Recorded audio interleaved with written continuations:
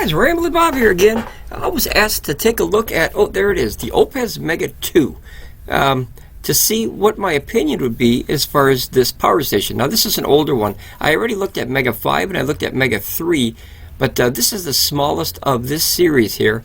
And this is the Mega series, it's called. And let's get my first impressions of kind of what it offers and see, you know, how much power it has and just all the little bits and pieces of what's going on with this power station.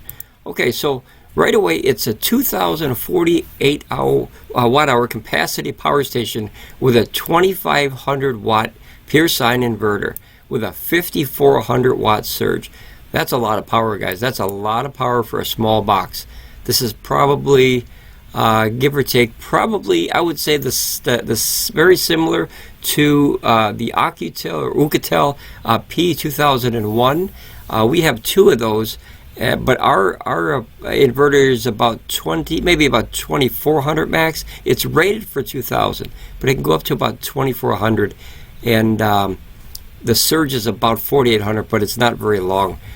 So this is very close to on par, if not better, than the ACOUCOU P2001 so far. So let's keep going here. So we got lithium iron phosphate, which is LiFePO4 batteries. That's the composition of the batteries.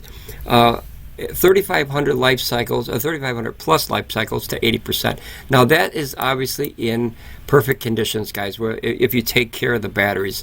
You'll fall a little bit short if you kind of beat up the machine a little bit too much. You want to keep it charged above 20%, and you don't want to always fill it to 100%, but I know everybody kind of does. But if you heed that warning and stay between 20 and 80%, 20 and 90%, you get a lot more life cycles out of your battery. Expandable up to 10 kilowatt hours.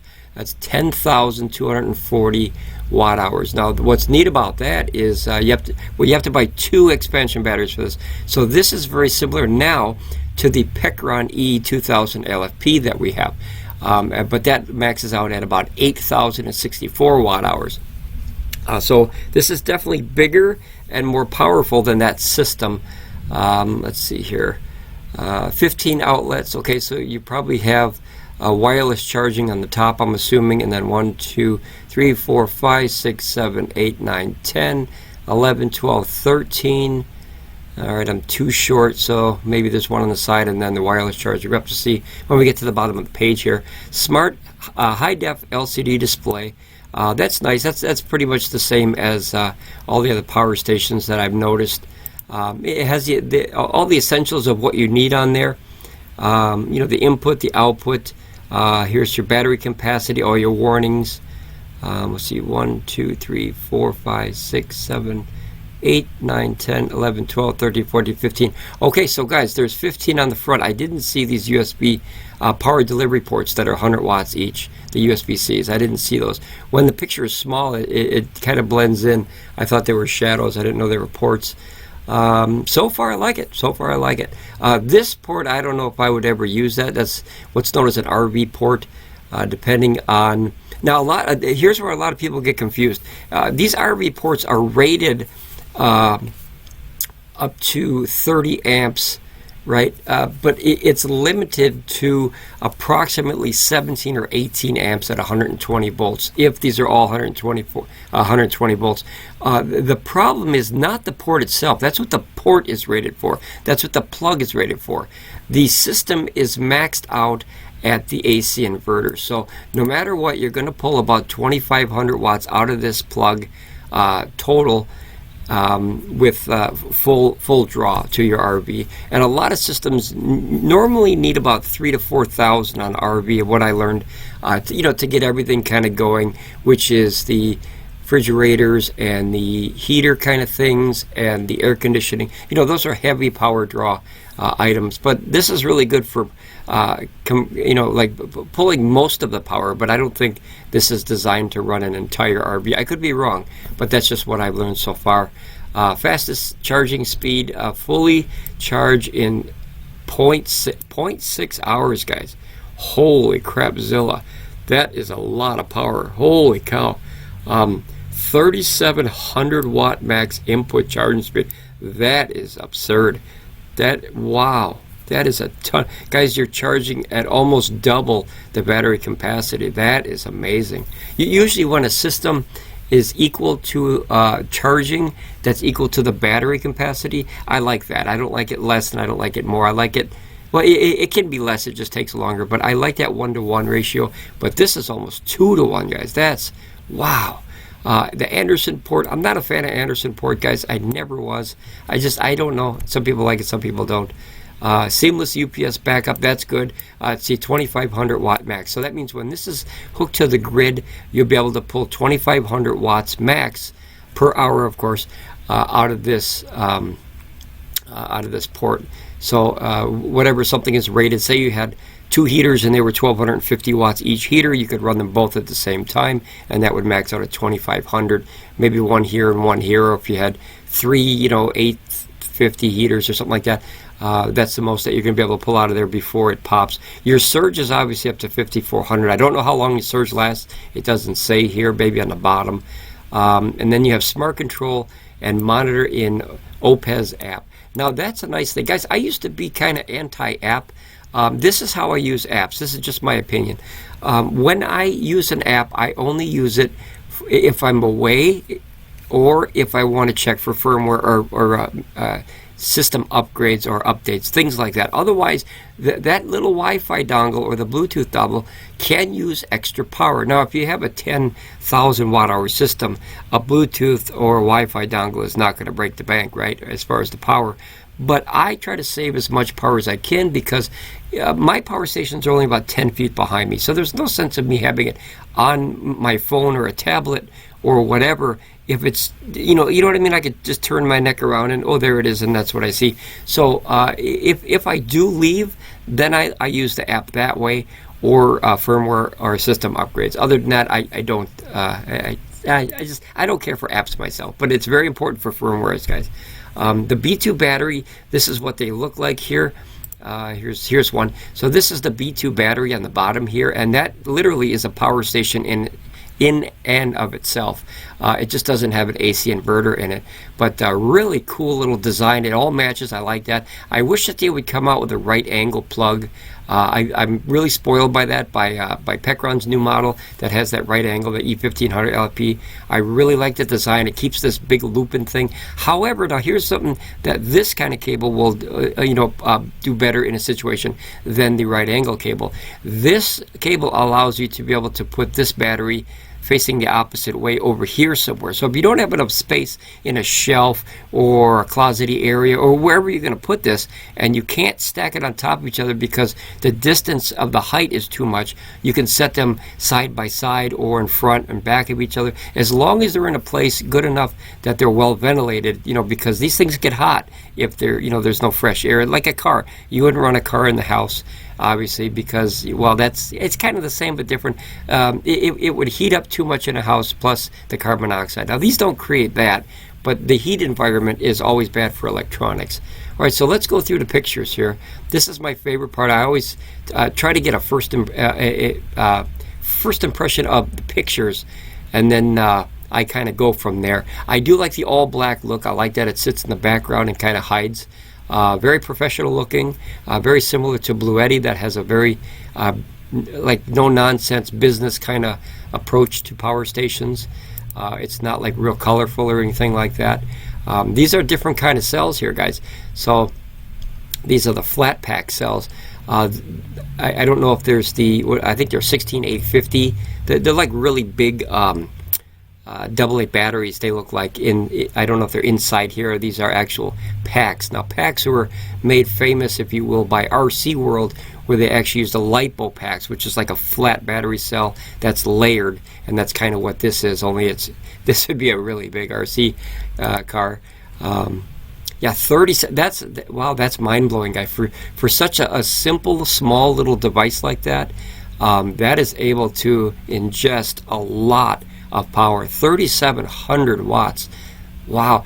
You'll definitely have to make sure that has a proper outlet to be able to eat up that much power.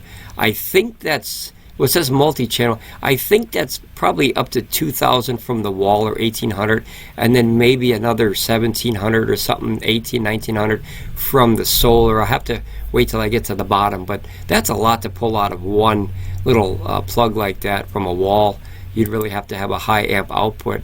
The seamless UPS, that's a nice thing, guys. If you have medical equipment, that's a really nice thing to have, is something that is going to back you up if the grid or power goes down and you don't have to turn it on because it's already waiting. You know what I mean? It's like a soldier waiting for battle. It's already waiting there, and if something happens, it jumps up and goes, got your back. And then your CPAP machine keeps running, your refrigerator keeps running. Well, basically whatever have you hooked to this, your freezer so your meat doesn't go bad or stuff, stuff like that. So UPS is a very nice feature. However, it does take energy to run a UPS. A lot of folks think it's it just goes directly through there. The system, remember, has to use some energy for the system and the inverter and just having the screen on and whatnot. So that's something to remember too. Average is usually about maybe 20, well, 15 to 30, somewhere in there, depending on the system and what features. That's why I turn the Wi-Fi off. I figure if I'm not using it, might as well turn it off. You save 5, 10, 15 watts sometimes. It all depends on the system. But the app looks very clean. I do like the looks of this. If this here is what's known as a grid, I don't know yet because I haven't seen the pictures yet. If this is a data logging grid, I like that. That's one thing that's really missing on a lot. I like the temperature thing too. And then here's your time, and then how much battery capacity you have left, your output and your input. But I like this idea, guys, because this is what's missing on Bluetti and Pecron. Now, Bluetti bigger systems have this to where you can actually go in and look at the amount of energy you either used or you brought in a timely fashion. That way you can see if you got solar all day and the solar just wasn't good, you can go back and see, well, during 1 o'clock, where's the sun? Is there a branch or a house or a building or a structure that's in the way, or an obstacle that's blocking that sun at that time? And that way you're able to solar track a lot better by knowing the actual limitations of your hardware. That's a big thing. This is also fantastic, guys. This is individual USB-A, USB-C, and the 12-volt outputs, and it lets you know what power is coming out each one individually. I like that. And the reason I like that is, say you're charging a phone, you want to know how many watts is going to that phone. Then you're charging your laptop, you want to know how many watts is going to your laptop. And then, this one you're doing something else with. So that way you can break it down and know exactly where your power is coming from. Prime example, I have the E2000 LFP by Pecron, and we have 2 arrays of panels on it. One is 800 and one is 600, and they go into the same port, and it just adds up the total. So it's hard to know where the power is mainly coming from on a given day, so I have to unplug one to see what one array is doing, and then you minus that by the total to see what the other array is doing, or you could just plug one in at a time. But who wants to go through that hassle? This is a much nicer setup here as far as it looks. And then here's your 12-volt DC. Here's your 30 amp. Okay, so this is basically this one here. So you have DC, AC, and then your RV port, which is here. And notice it says 12-volt 30 amp, but remember, this is probably going to be limited 2,500 watts. And now to show you how to get that, if you take a calculator here, let me grab a calculator, and you have 2,500 watts. Now this is a 2,500 watt max inverter, which means you can't go over that, right? Unless they have, with the expansion batteries, that can power up past that. But so far it says 2,500 watts with a surge of 54, and you can't run surge all day. That's only to get something started, like a motor or a generator, something like that, and then it kind of calms down. So you got 2,500, and then you divide 120, which is what this is going to come out at 120 volts, and that leaves you with approximately 21 amps. Now notice that's nowhere near 30, so just to give you a heads up, you never really get full power out of those. This system might be different, but I doubt it, because the inverter is only 2,500. Okay, so let's see here. Go back to the pictures here. This is my favorite part, guys. I really like looking at the pictures here. The power solar panels, all black. I like that. The silver strips I'm not a fan of, but here's what's in the box here. You get the system, the warranty card, the manual. This looks like a charging cable. This is your standard cable to the wall, your power plug, if you will. No adapter, so there's no brick. That's a nice thing, guys, where you don't have to carry that extra brick around. This is a cigarette input, which is probably 12 volt. We'll get down to the specs on the bottom, I'm guessing right now on these ports, and to the Anderson. And then this is a, well, I got to make that bigger. I can't really see what that is. What is that bad boy? This looks like a barrel input to Anderson. So like if you have, you know, a smaller solar panel or whatnot, and it takes a barrel output. This is a MC4 to Anderson, so that means you can put the traditional solar panels, because that's industry standard, is MC4. That's my favorite right now. I didn't like them at first, guys, but I really like them over the time of a few years. And this is Anderson to Anderson, so it pretty much has everything you need to get in there. I mean, that's just about everything I can think of without going to like XD models, XD60, XD90, etc. But or SAE, which I hope they never adapt that back. Ooh, I didn't like that one. It's like a Radio Shack thing. There's the battery once again with the plug. There's the front of it. Very clean system, guys. It's very, very clean system. Very straightforward, very businessy like. I like that. It reminds me a lot of a Blue Eddy's setup, but I think Blue Eddy's is a little bit more technical as far as how it looks and how it operates. But this has a lot of power for a little box like this. Okay, and then the Mega 2 unit only is, I think, it's $1,100, so you're roughly about 55 or 60 cents per watt hour. However, you could expand this up to 10 kilowatts. That's a lot of power, guys. I maxed out at 8 on mine, and now I'm looking to get the bigger one to max out at 15.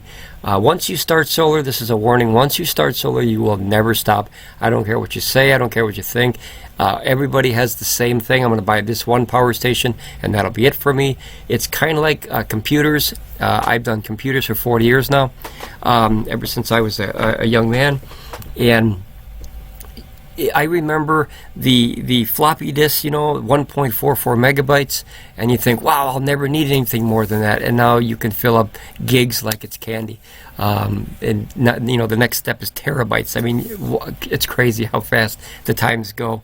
I guess it's like money, you know. When you're a kid, you find $5, you think you're rich. When you're an adult, you find $5, you go, that's nice. But you know, when you're a kid, that was just a big improvement of what you had in your pocket already. So solar power is like that, guys. Just be forewarned. I always use it as a stepping stone. If you get a system, and you can always upgrade the system like this, where it's modular, that's a good thing, because then you can grow with the system as, you know, your money comes in, and, you know, you get more paychecks, and you put a little bit of money aside, a little bit here, a little bit there, and then you can access that later on and buy another battery and expand your system. Or if you have a system that you can expand, you could always sell that one secondhand and then purchase a new one, bigger one, and upgrade that way too. That's two options. Yeah, I like the solar panels. I like that. I like the all black look. It's nice. I'm a sound guy though, so I mean most speakers are like, you know, black. I like that. If you guys remember, like Kickerbox carpet used to be that gray charcoal, and now they make it black. So I like that. All right, so let's go down here, and we're gonna see here. Okay, this is it. 2,500 watts, 2,048 watt hours. Here's your UPS again. Power for RVs and EVs. Extremely portable design with built-in handles. Now these handles are very similar to the ACOUCOU P2001 that we have. Very, very similar. 3,500 life cycles. Here's your battery. Like, look at this, guys. This is crazy. 2, 4, 6, 8, 10. That's a lot of batteries to put there. And I wonder if you could just keep daisy chaining them on. And it looks like there's only one port here. Yeah, so 10, wow, 10 kilowatts. Guys, I used to think 2 kilowatts was all I need, and now I can burn through that in 2 or 3 hours, depending on what you're doing. 2 hours, maybe an hour and a half if you use a heater at 1,000 watts. Now, this is very cool, adjustable. It didn't say this up there, and I think this is a highlight that should be up on the key features area. Adjustable input. Now, what's good about this, guys, is, see, notice it says 1,600 watts max AC input. So the 3,700 is obviously with both solar and AC. So the 1,600 watt input is nice, but what if you want to use the outlet for something else while charging, or if you want to charge slower and save your battery cells, right? The longevity of your battery cells depends on how you treat them, right? So if you could knock that down to 800, you're still charging at a very decent rate, and you're leaving the other half of the outlet open for other items. You know, so that's a plus. That way you don't have to, you know, completely have one circuit of the house just to, you know, your power station. You can turn it down. And 800 watts continuously, that's a good amount of power all day. I mean, if you do the math on that, that's 800 times 24. I just want to give you an idea here. Let me bring out the old fancy calculator again. Watch how fast this energy adds up, guys. So 800 times 24, that's almost, well, it's about just under 20,000 watt hours every day that you could pull if you were using it through, you know, UPS design and everything, charging at 800 watt. That's crazy, guys. That's, wow, that's a ton of power. I never thought I'd use that much power. I don't yet, but you know, it's slowly inching up. I have learned to get more efficient on what I buy though, and more aware. So laptops, I've gone from, you know, big video cards, and when I'm not playing video games, what do you need a video card for? If you're just on the internet, you don't need a big fancy, you know, 490 or some crazy thing where you know you're dropping $1,000 just in a video card that's literally eating up 2, 3, 4, 500 watts of power. Not to mention all your hard drives and your processor and just everything, right? And your monitor, wireless mouse. You know, that all eats up energy. So I learned to get more efficient on what I buy and split it apart. When I'm on the internet, I use a very, like it uses probably maybe 5 to 15 watts usually, and it peaks up to like 65 if it's charging, and then it averages around 10 or 15 all day long. That's a very efficient way to keep your power. Remember, you can collect a ton of power, but that's irrelevant to how you use and utilize the power. That's the biggest thing with solar. If you can have 10,000 watt hours a day, and you're burning 1,000 watt hours per hour, that's only 10 hours of power, right? It just eats away at it. But if you were burning a 15 watt laptop, look at the hours that would take. It would take weeks to empty that big power. Not saying you're going to buy this big power station for a laptop, but that's how to utilize power. Once you have it, it's like money. Once you have it, you make very smart investments and smart decisions, and that way you don't use it and blow through it so quickly. I learned that as a young fella. Thanks, Grandma. Power 99% of appliances. Now, there's a reason they never say 100%, and that gives them a backdoor to say, well, we didn't say it would, you know, power everything. But guys, 2,500 watts is big. I'll give you a prime example of what it might not be able to. I think they're called induction stovetops. Man, those are some power-hungry little dogs. I'll tell you what, I've seen some go up to like 5,000 watts. Holy crap, Zilla, that's a lot. But you got to eat, right? So it all depends on the size of your setup here. Here, this gives you an idea as far as the hours of what's coming in here. So if you were burning 100 watt to 1,000 watts, see, it gives you kind of an idea the run time. And then here, if you're running the big boy stuff, it says up to 4,000, but I don't see anything past 2,500 notice. So let's see, 1,800 watts. Yeah, 1+ hour. So yeah, that's about right. So that means it probably has an efficiency of just this main system of a probably 85%. That's a good average. 85 to 90, somewhere in there is a good average for most power stations. Not all. Some are worse and some are much better. I've seen some go all the way up to like 95. A Jackery's got very, very good battery capacity, but I'm just not a Jackery fan. I do like the newest one though, because they went to lithium iron phosphate and kind of pulled away from the lithium ion batteries. So I do like that part of it. So they are slowly winning me over. I'll be honest about that. Here, see, and this is why, see, stable lithium iron phosphate batteries, Life Pull 4 they call them. That's the chemical composition. Much safer. Lithium-ion batteries, if ruptured, can burn uncontrollably.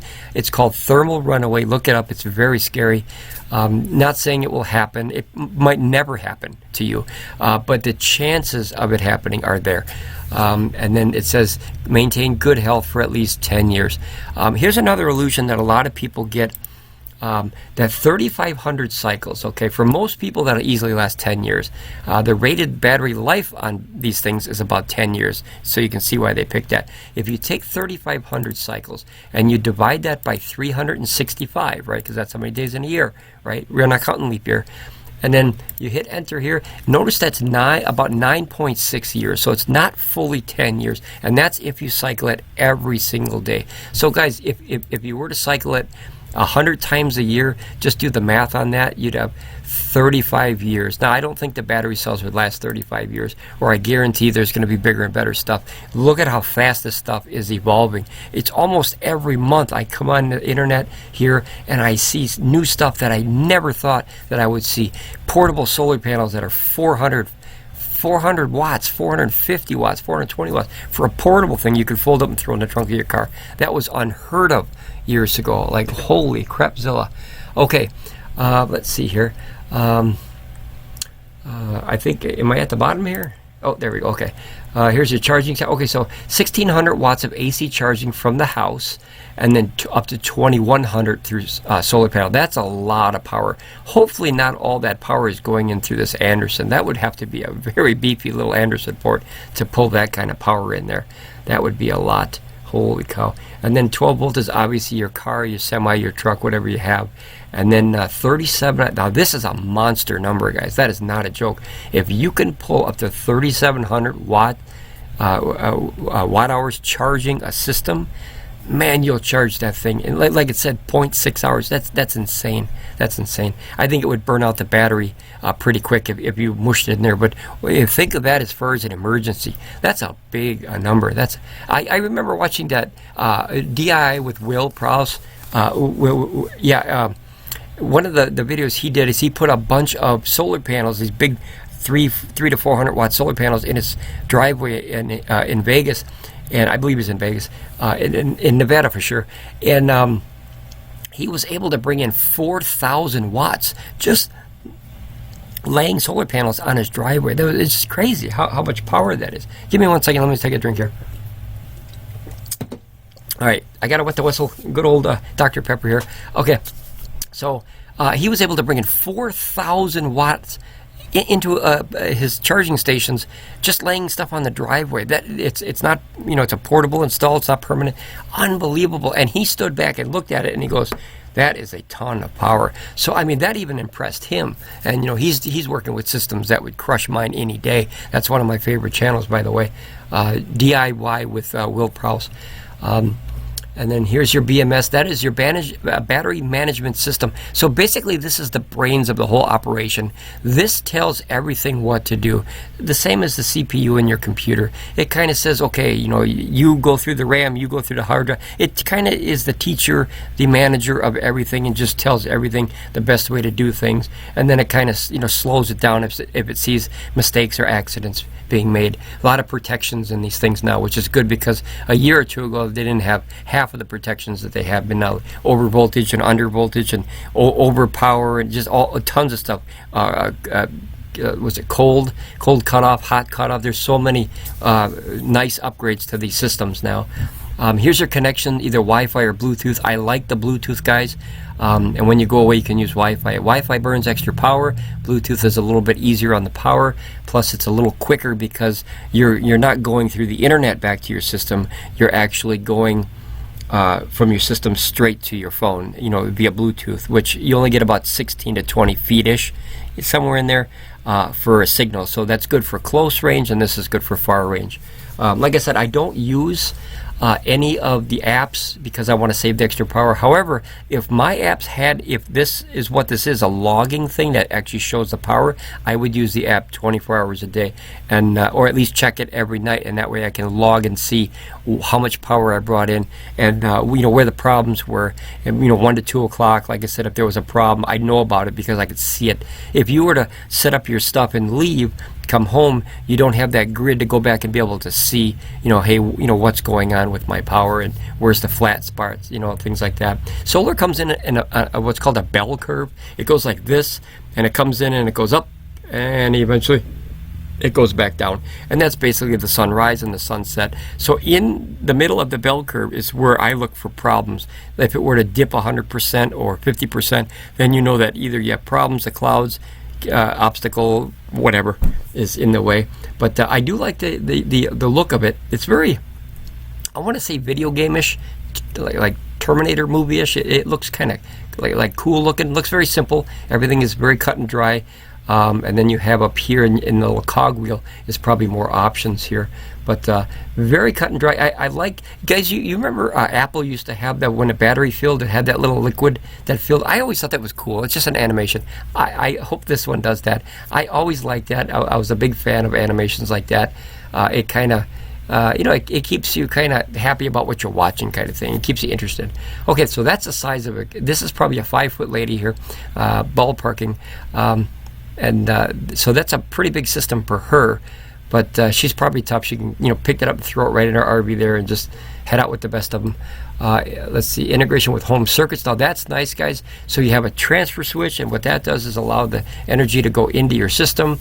Obviously, you want to look into specialty install for all this stuff, guys. Don't just go plugging stuff into your grid. Not safe. Make sure you get it professionally installed unless you know what you're doing. But this is a way you could dump this power into here or get power into here through a transfer switch. So that's cool, and that's where, see, that plug comes in handy, is the transfer kit switch, which is here, and then here's your cord, which is here. Let's see here. Now here's the system on the sides. This is a good picture so you can see everything here. So on the top you have your Anderson port input, 12 to 150 volt input. Now that's where the power is coming in, guys. So that is a holy crapzilla of amount of power. Let me see here. Get out the trusty calculator here, and then this is how to figure this out, guys. You take 2100 and then you're going to divide it by 150 amps, right? Because that's what the max is, and then that means you can bring in about 14 amps. I'm sorry, 14 amps. 14 amps. 14 amps, respectfully. Then that way, you can kind of know where your cutoff is.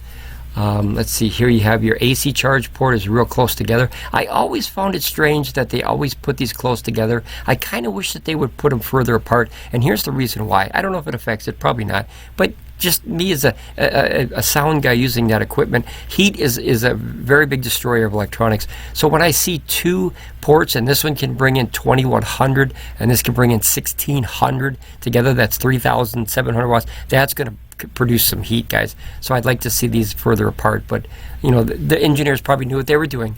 And then here's your overload protection switch. So if you pop it, you can just poke that, and then this will go active again. Okay, these are your power delivery ports, your 100, and hopefully you can use that at the same time. That's a nice thing. Now here's another Anderson. Now this is an output, which is 12 to 30 amps here.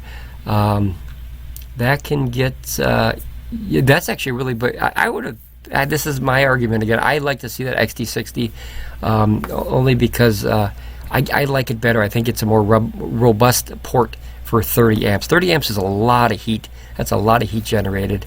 And then here's your USB A's. These are 18 watts. These are known as quick charge number 3.0. And then here is your 120 volts at 20 amps. Now notice it said 20 amps here, and then this one over here, notice it's separate. See, it says 2500, which is close to that 20 amps. Remember, it was like 19 something. So you're not going to get 30 amps out of this port. So people, like I said, are very misled by that, because the port literally says 120 volts by 30 amps. That's what the port is rated, not the power. That's a big, there was a learning curve for us too. We had to learn that. Here's your 55 barrels, which is 5.5 barrels. I'm surprised they don't have the inputs. It's either 5521 or 5525. There's usually two numbers here, which is 5.5 times 2.1 or whatever the inner circle port is. What's known as the pin. There's usually two numbers, but they don't have it listed here. And that's 12 volts to 10 amps. That's 120 watts. And then here's your car output port, which is, we call it cigarette lighters, guys. I'm an old fella. I'm going to call it cigarette lighter till the day I expire. It's not a car port or marine port. Everyone can call it what they want. That's a cigarette lighter to me. So I don't even smoke it. I still call it a cigarette lighter. It's just old habits die hard of what they called it. And then here is your fuel pack connection port. Now, I like the way they call that fuel. It's basically your battery pack connection or expansion module. Port. So you plug one into there, and notice that there's only one, so that means that it could daisy chain up to 4 batteries by going daisy chained, which is the main to one battery, the battery to another battery, the battery to another battery, etc., etc. So that way, you know, some systems have it where they have it split off, where they have 2 ports, like, you know, side by side, and then this would go to 2 batteries, and that would go to 2 batteries like that, separate. So obviously they definitely worked out the lower resistance trouble with you know, expanding things. You never really want to expand things, you know, to infinity, because obviously the resistance, and you have a lot of problems with heat and energy transfer and all that, all the gobbledygook, you know. Okay, so here's all that. Now this is my favorite. This is what's called a tail of the tape if you're a boxing fan, or the highlights if you're a baseball, basketball fan. These are all your cheat sheets, what I like to call them. Battery capacity is 2,048. Remember, it can be expanded up to 10,000 watt hours. I think that's phenomenal.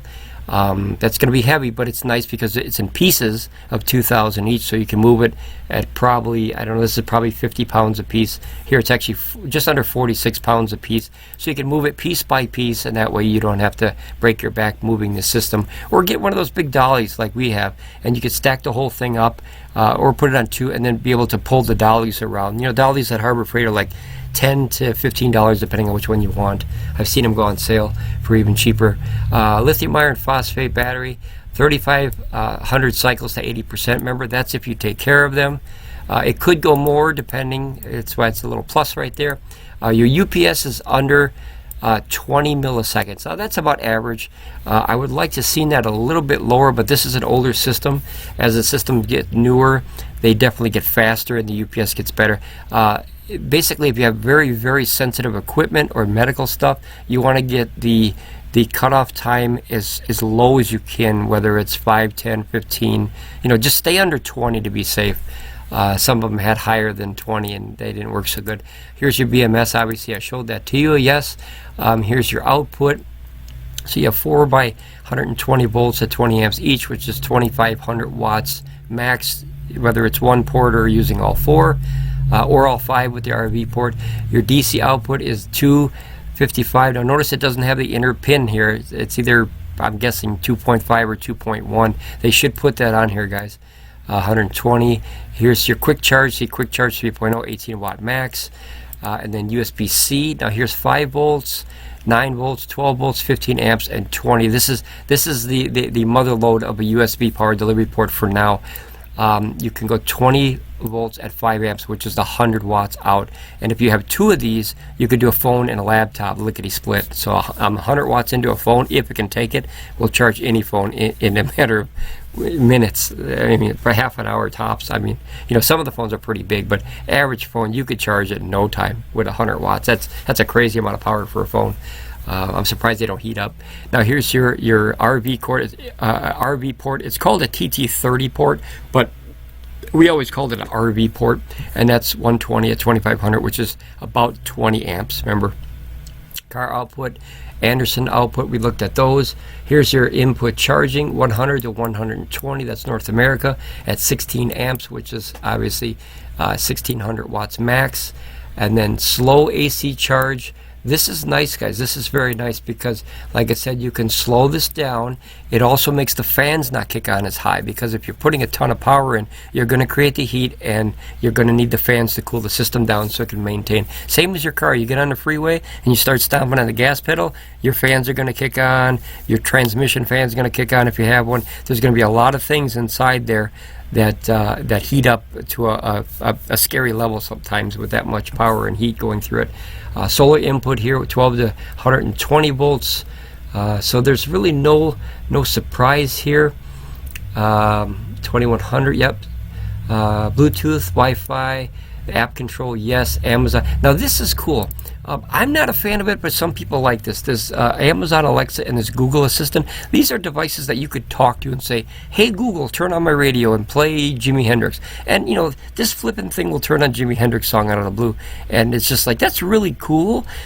But as an older fella, that's really creepy sometimes. So I have to get used to that. You know, they used to say when you talk to yourself, when you're by yourself, you go to the crazy house. And now with the Amazon Alexa and the Google Assistant, you could be crazy in your home and nobody would think anything different. So that's a plus. That's a plus. Here's your weight. Yep, 46 pounds. We went over that already. 22 kilograms for those across the pond. Dimensions, 18.1 by 10.6 by 12 inches, so relatively small system that can put out that much power. These boxes are becoming unbelievably powerful for a little box like that. Think of this. This is a 40-pound box, maybe 46-pound box that can literally run just about everything in your house that is essential in an emergency.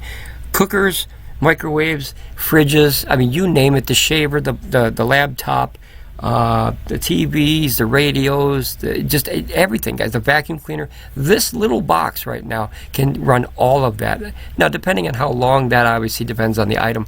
But what a backup plan for an emergency. Holy crapzilla. Operating temperature is traditional 30 degrees Fahrenheit to 104. That's a little bit lower than traditional. Usually it's about 32. This one can go just under the freezing level by 2 degrees. And then storage is the same. This is a good bit of information, guys.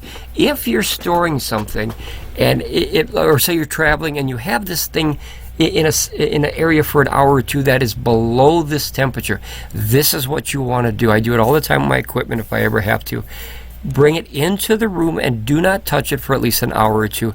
That allows the system to slowly and gradually move up to the atmospheric heat or temperature of said room or building or wherever you are or outside.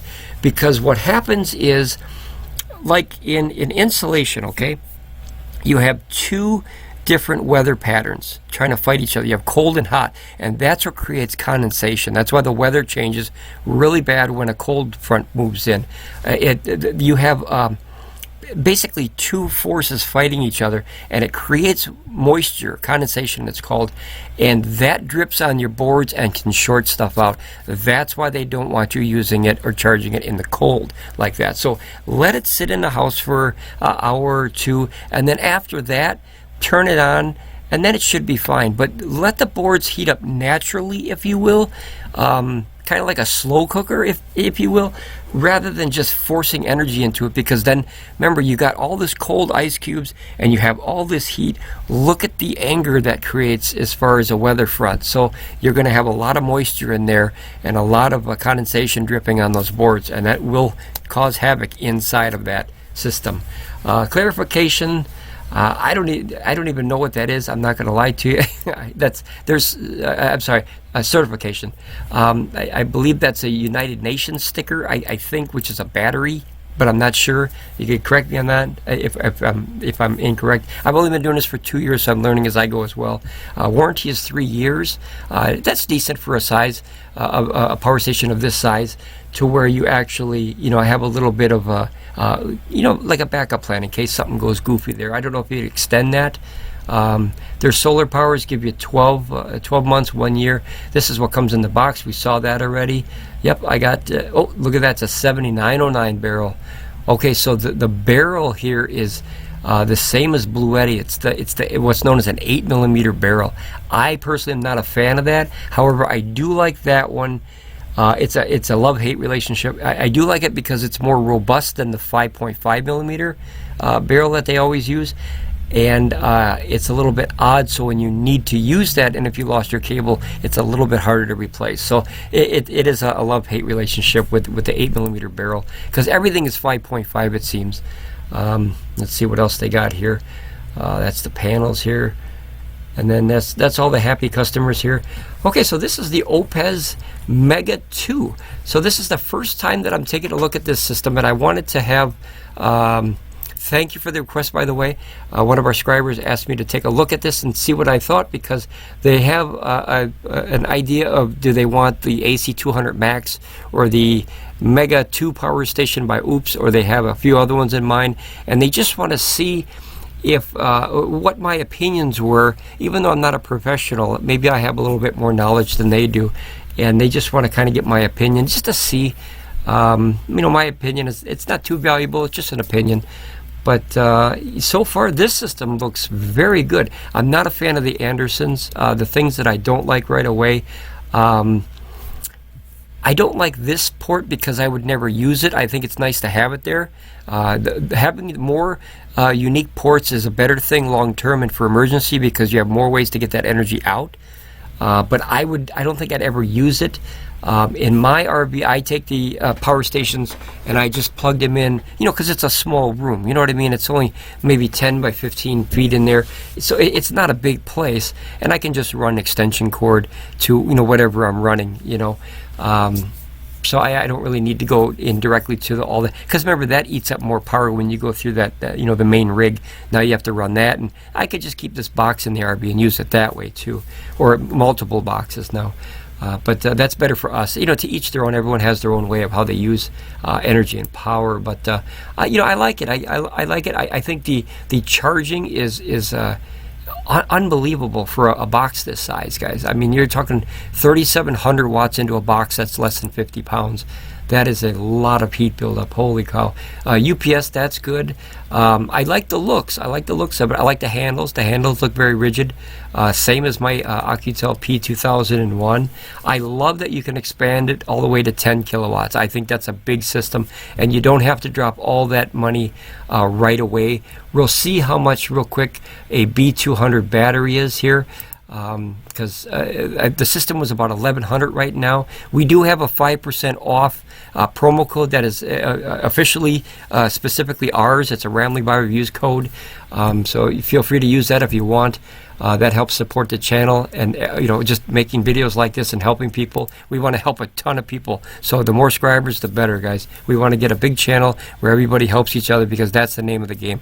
Don't buy the wrong item. Get a lot of opinions and then make an educated decision. That's the key, an educated decision, not just a willy-nilly. I'm just going to buy this and throw the, you know, the credit card into the wind. Let's see what it does for me and what it can do for me and what it can't do for me as a power station, and then make a little checklist. You know, you guys, I have the cheat sheets on the Buy Me a Coffee page, on the promo code page, and you can always access those easily. For here, let me show you here.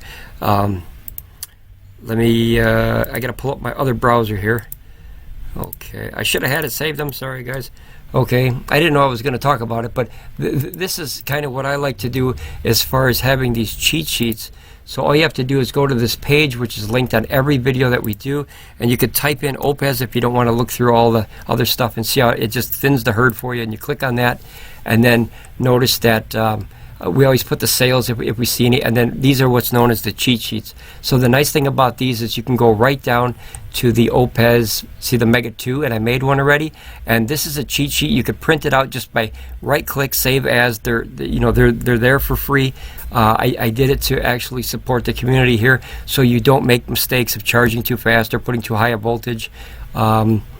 Oh, speaking of voltage, 150 volts input, that's unbelievably awesome, guys. That is a lot. Be careful with anything over 48, guys. That can go directly through your skin, so heed the warning. Put a cutoff switch, use proper gloves or something like that when you unhook and hook up power stations, or have them, you know, it's always good to hook them up in the dark. And then, like, not in the dark, but in nighttime, because you're creating the least amount of voltage where you can still see. And then before you plug it into your power station, you know, through any port, you can use a small meter. We have that linked in our favorite thing. That's a very simplistic thing, and you can check to make sure the polarity is correct. That's a very important thing, guys, because you could hurt power stations. A lot of power stations have blockers now that don't allow reverse polarity to come in, which is, you know, positive over negative or negative over positive, depending on which way. Like your car batteries, if you were to go out there and grab your terminals, your cables, and swap them, very bad day. So that's called reverse polarity. You don't want that to happen. happen to a charging station. But like I said, a lot of these have blockers now where you could plug them in and they'll just do nothing. But just in case, get in the habit of learning polarity before you plug it in. That's a good safety tip. And then here you have the Oupes Mega 3 and the Mega 5. This is every product that we saw on the Oupes, including the solar panels. We always put them in the same thing. We do power stations, external batteries, solar powers, and then accessories if we find any accessories that we're really interested in. And they have a lot more models here, as you can see, the 6 to 12 to 18 to 24. It goes up 600 watts each step, which is it's pretty easy to know where they're going next. Is Oupes 3000 watt, probably the next one. So at least you see the pattern here. But yeah, feel free. We have a code here, guys. See, it's 5% off anything that you buy from the Oupes site. So far, I like it. I like it, guys. Batteries are about $1,000 a piece, so that's about 50 cents per watt hour. But if you look at this system, this is crazy cool. Not only is it a power station in itself with no AC inverter though, but it has a DC inverter. And look at this, guys. It has a full-fledged screen on it. That is unbelievably cool. I wish my Pecrons had screens like this, because then you can see in real time what kind of power you're dragging in and out and charging or whatever in a screen. That is very cool without having to go to the apps. So if you had four of these batteries hooked to that system, guys, you would have 5 screens showing you where your power is coming from 24 hours a day. Now remember, that uses some power to do that, but guys, if you have 10,000 watt hours, I think you can spare a little iPod screen or a little tablet or a phone screen like that. But I like that. I think that is a very, very big strength to this system. Yeah, hands down. So you figure, let's see what the full system would cost if somebody was crazy enough to go out and buy the whole thing in one shebang. I think it was $1,100 for the main, and then I believe it was $1,024, and then $1,024. Well, you know what? Heck, guys, let's have fun. Let's do this here, guys. You guys ever do fantasy buying? I did this as a kid when the internet first kind of got rolling there. Well, I was an adult then, but yeah, a big kid. So I put a bunch of stuff in the shopping carts, and then just to kind of see, you kind of window shop crazily, you know what I mean? So your shopping cart to get to $100,000. You close it, the company will email you right away. Hey, you forgot your cart. Yeah, I can't pay for that. So but it's fun to do, guys. It's fun to do. Okay, so it only allows you to add 1. So we're gonna do add, and then 2, and then 3, and then 4. We're gonna see what it comes out to total. This is more fun than doing the big thing. Okay, so here, you're looking at about a $5,195 system for 10 kilowatts of power, guys. That's very decent. That's 50 some cents per watt hour. That's not bad. Now we're going to try my code here, which is the Ramblin Bob Reviews code. That's our very own code. Our channel is getting big enough to actually have its own code. And then I think you hit enter, or what do you do here? How does this work? Oh, add coupon? How do you do it? Oh, wait. It says 0 free. Does it work? Does my Ramblin Bob coupon work? Oh boy. Well, maybe you got to go to checkout. Continue shop. Oh, there it goes. Okay, let's see if it worked here, guys. This is the first time I've ever used this. Oh, there you go. See, Ramblin Bob Reviews. Okay, so the code worked. You have to hit checkout for the code to activate, or you can apply something different here if you have a better one out there. But that'll save $260, so that's not too shabby. So now you're looking at under 50 cents per watt hour if you bought the entire set. That is a large system, 10 kilowatts. These are getting better every time, guys. Shipping, I don't know if it costs money for shipping. Let's see here. Offers free shipping. There you go. So if you're not in Alaska, Hawaii, and Puerto Rico, they give you free shipping. So guys, I'll be 100% honest. I bought the Pecron E2000 LFP full stack, and that was about $4,500. That's a lot of money for me, and that's a lot of money for a lot of people, especially this time of life. And we started this channel to kind of help people so they didn't have to go out and spend $4,500 with, making the same mistakes that we did as far as what we could have got for it was at the Best Buy. It was the best thing at the time. We saved a ton of money because Bluetti was about $10,000, their AC300 system. was about 10,000. The AC 500 was about 15,000. So 4,500 wasn't bad. But now that the systems are kind of coming down, you have more options, and that's good. There is other than that, I always go back to the darn Anderson. I just don't like Anderson for some reason. I don't know why. I don't know. We had problems with them in the past. We'll leave it unsaid. But to get this much power for less than 50 cents per watt hour, that is unbelievable as far as kind of what you can get now. The best bang for the buck. The inverter was unbelievable, 2,500. My Pecron stops at 2,000, and if you go an inch over 2,000, it pops the inverter like that. So now that this thing can run 2,500 watts continuously, but there's no wireless charging for phones. I do like the app on this thing. So overall, guys, I have to admit there's not many negativities of what I see with this system compared to let's see compared to that I have. I like the looks.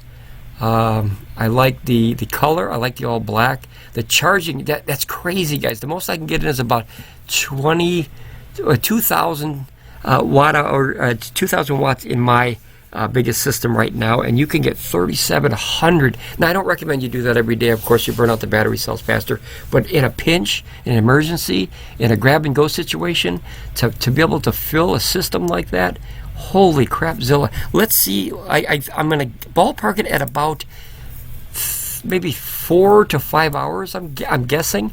So you have 10,000, and then you divide that by 3,700. That should be about 3.5. Whoop, that's too fast. 37,000. Boy, we could charge that sucker quick. So that's about just 2.7, and that's if there's no slowdown, which I hope to goodness there is a slowdown and a slow start on this with charging 0 to 10% and then 90 and up.